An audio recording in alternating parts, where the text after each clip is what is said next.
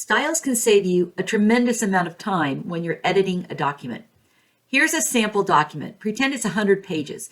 I have a heading here, online videos. I'll select it and I'm going to apply the heading 1 style. This is on the home tab. I'll select reading options and apply heading 1 as well. Then I'll select themes, apply heading 2, and buttons, and I'll apply heading 2. Now if I want to change the formats, all I have to do is go to the heading I want, right click, choose modify.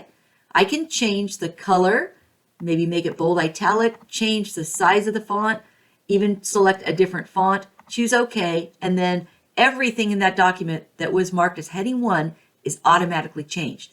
I can do the same thing for heading 2. I'll right click on heading 2, choose modify. I'll choose a different color, maybe make this bold and underlined, change the size of the font, choose OK, and again, everything in the document has been updated. So styles can save you a tremendous amount of time.